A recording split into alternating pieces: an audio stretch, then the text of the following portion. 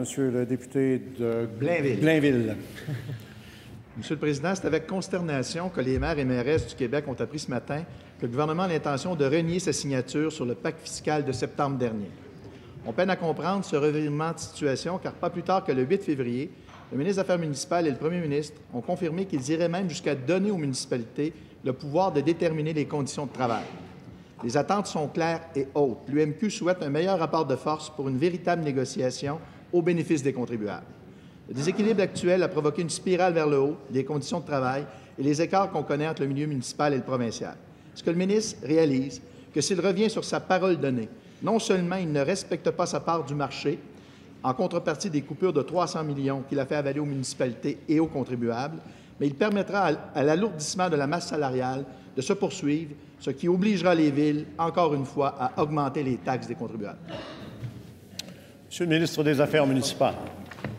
Bien, Monsieur le Président, le gouvernement a pris des engagements très clairs avec ses partenaires municipaux dans le cadre du pacte fiscal. Et parmi ces engagements très clairs, il y a celui de revoir le rapport de force dans les négociations dans le secteur municipal, parce qu'on croit que le rapport de force actuellement, il n'est pas équilibré.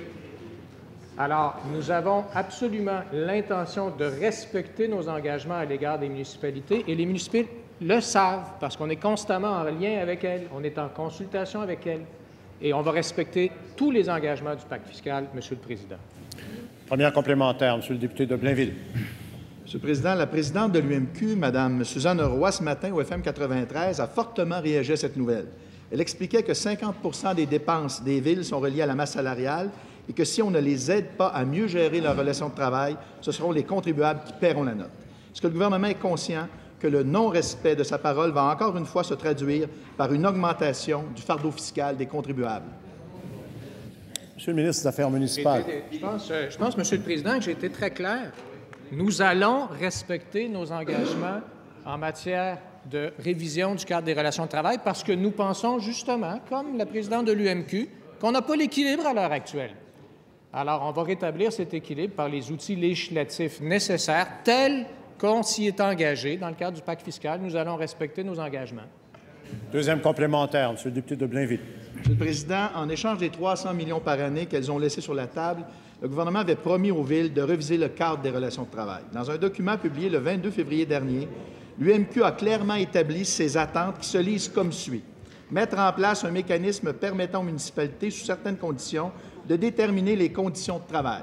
À quelques heures des assises de l'UMQ, est-ce que le ministre va honorer sa parole donnée, clarifier sa position, répondre aux besoins des élus et surtout respecter la capacité de payer des contribuables municipaux du Québec, Monsieur le Président? Monsieur le ministre des Affaires municipales. J'apprécie d'avoir une troisième fois la question parce que ça va me permettre d'en ajouter une couche supplémentaire. Oui, absolument. Une municipalité, Monsieur le Président, ce n'est pas Walmart qui négocie avec ses employés, ce n'est pas une entreprise privée qui négocie pour le bénéfice des actionnaires. C'est une communauté de citoyens qui élit des maires, qui élit des conseillers, qui gèrent dans l'intérêt public. Alors, il faut absolument que dans cet intérêt public, on tienne compte de l'intérêt des contribuables et il va falloir rétablir l'équilibre du rapport des forces. C'est exactement ce à quoi on s'est engagé et c'est exactement ce qu'on va faire, Monsieur le Président.